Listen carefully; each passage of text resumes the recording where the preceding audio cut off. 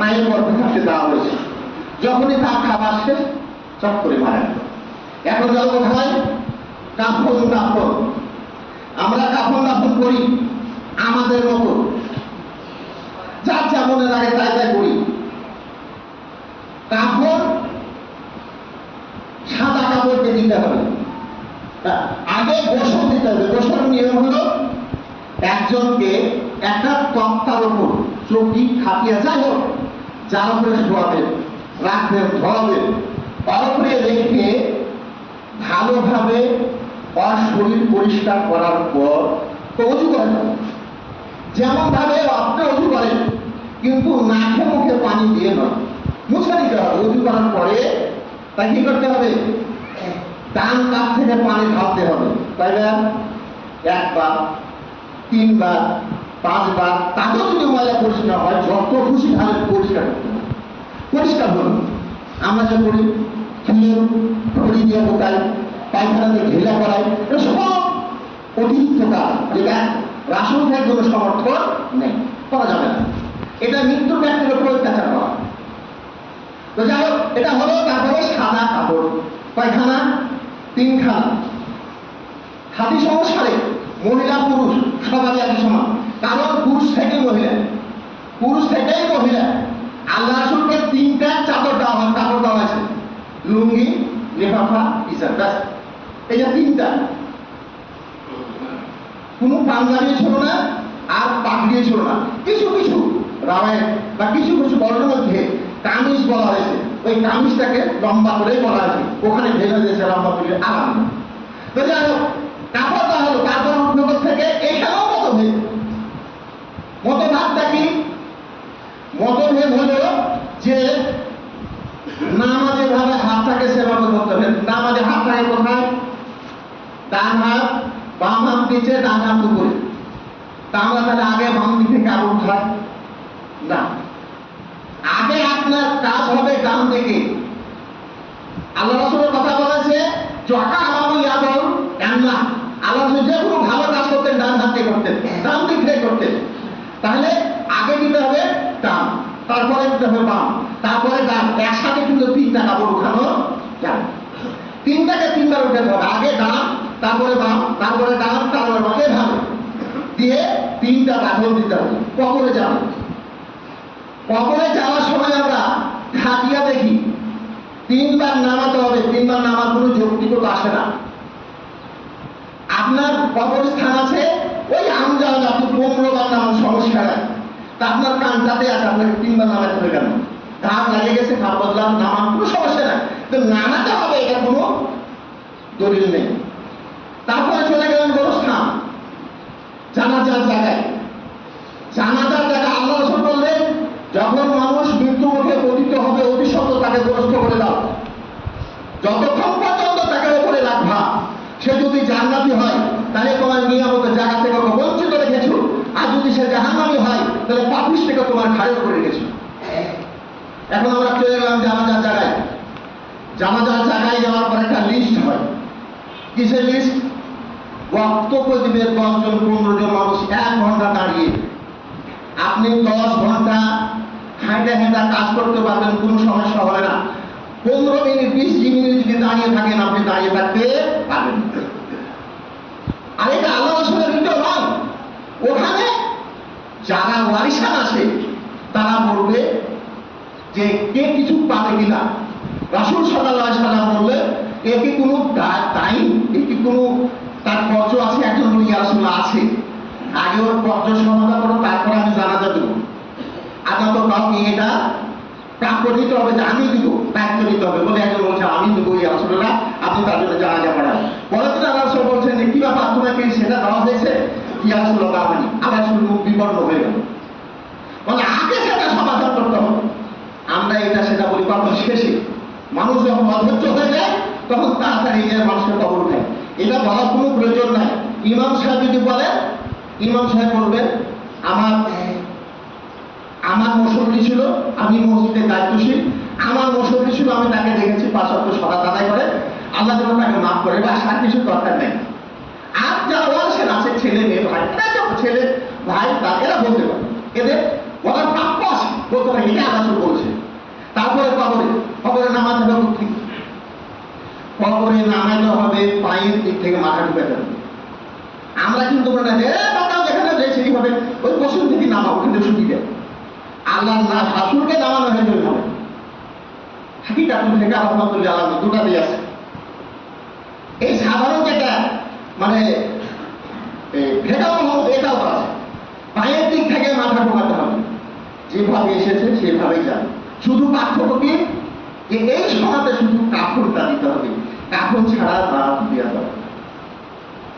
যদি না থাকে দেওয়া যাবে এরকম কথা নেই, যে যখন আসতে আপনাকে তোমাকে দিতে হবে।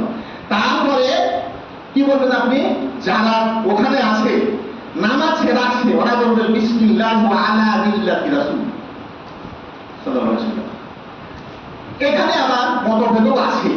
কেউ বলছে যে সবাই করবে, তো সবাই তো নামায় না, যারা নামাজে তারা করবে। তো যাই যেটা মতভেদ আছে এটা এখনো যে খণ্ডন করতে পারে না, যদি মতভেদ থাকে থেকেই যাবে। যেটা আপনি সঠিক পাবেন যে যারা নামাজে তারাই করবে। আপনি যদি বলবেন যে তা হবে, এটা কোনো কথা। তারপরে বাঁশ বিছানো বা পাতা তো দেওয়া হলো মাটি। আপনি মাটি দিবেন কিভাবে? ইবাদত কাকে বলা হয়? যদি জানাজা এবং দাফন পুরাই করা হয়, দুই কিরাত শব্দ হবে। কিরাত হচ্ছে আল্লাহ সুবহানাহু মা কিরাত, রাসূলুল্লাহ সাল্লাল্লাহু আলাইহি ওয়াসাল্লাম আল কিরাত ও হুদ, এক কিরাত সমান হয় এক হুদ পাহাড়।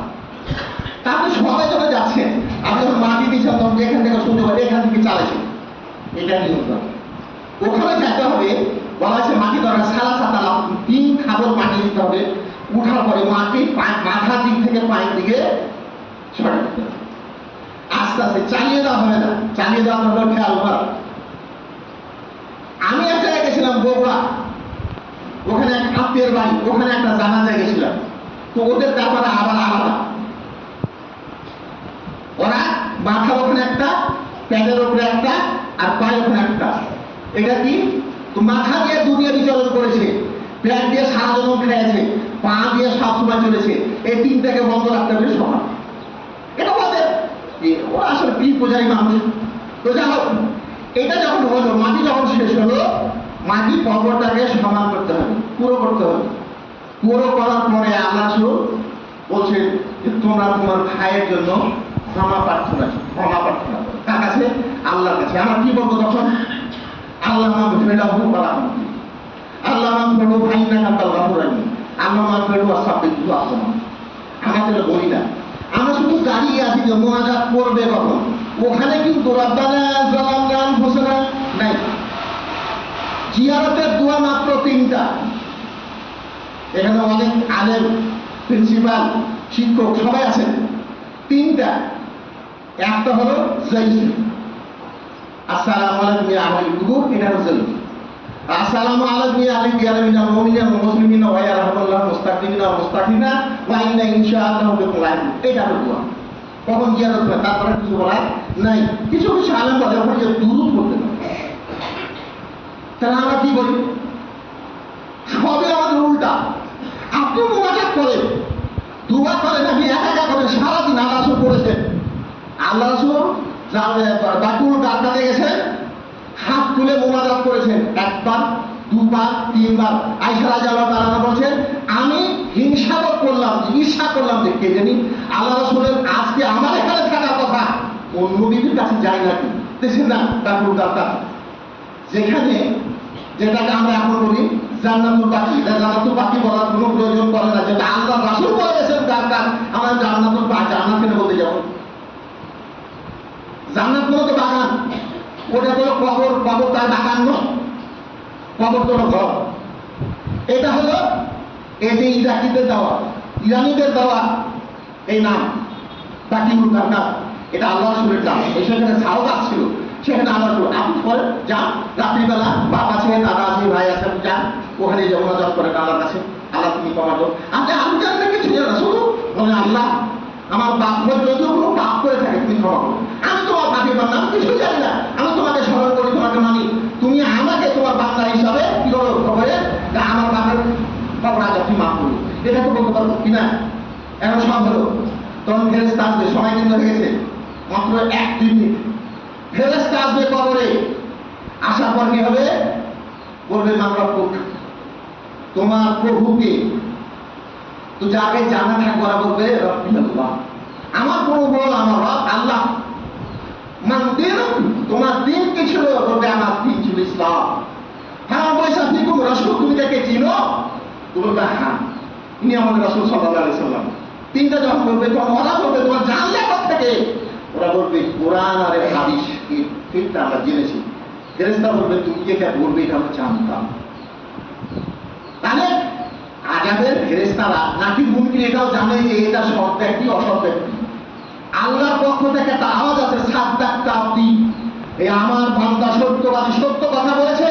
হাফিজুল জান্নাহ, তারপর বলে জান্নাতের বিছানা বিছাইয়া দাও। বান্দা লাহু লাহু বাবু লাহু জান্নাত, তার শরীরে জান্নাতের পোশাক পরিয়ে দাও।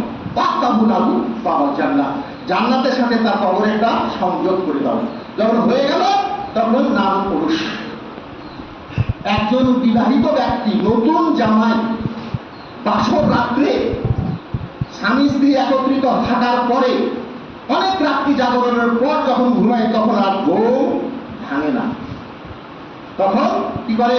উঠাকে অশ্মশুন খাবে, ওর বড় ভাই খাবে, আর শাশুড়ি গলা যাতে কড়া কাজ করবে। ওর ভাবিও যাবে না, শালিকাও যাবে না, নগরও যাবে, কেউ যাবে না।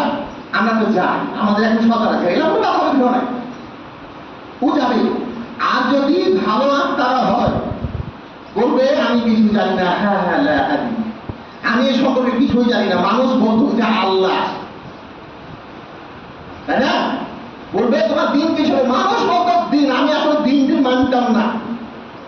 দিন কাকে বলে আমি জানতাম না, আমি মানতাম না। তো দিন হলো ধর্ম।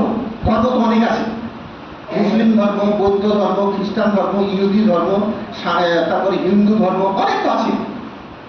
তো এদের মধ্যে সবচেয়ে নিকৃষ্ট হলো তারা নাস্তিক জাত। এদের কিছু নেই। মুসলমান কাঁদে আল্লাহর কাছে মসজিদে গিয়ে, হিন্দুরা কাছে হিন্দুরা কাঁদে মূর্তির আগে, খ্রিস্টানের কাছে কাঁদে যিশুর কাছে, আর ইহুদিরা কাঁদে প্রাণীরা। তারপরে যারা যে ধরবে তারা মানে, কিন্তু এই বেচারাদের হতভাগাদের কাঁদার জায়গা, চাওয়ার জায়গা কোথাও নেই। এরা হলো হতভাগা, এরা চাবুজ, এদের কিছু নেই, পাপও নেই, মাও। তাহলে এদের প্রশ্ন যখন হবে আমি জানি না, ওটাও জানি না, ওটাও জানি না, তখন আল্লাহ বলবেন কাযযাবতা। কাযযাবতা আপনি বলবেন না, বলবে কাযযাবতা, এই ঝুঠা ব্যক্তি। হাফিজুল নাম, জাহান্নামের বিছানা দাও, জাহান্নামের পোশাক দাও, জাহান্নাম থেকে সংযোগ করে দাও। ওর কাছে একটা পদাতিক চেহারা লোক আসবে, দুর্গন্ধযুক্ত এর সাথে পাতা দেবে। আর এই ব্যক্তির কাছে একজন সুদর্শন চেহারার যুবক আসবে, ওকে পাহারা দেবে যে তুমি এখন কিয়ামত পর্যন্ত ঘুমাতে থাকো, আমি তোমার পাশে আছি। এটা হলো কবরের জীবন।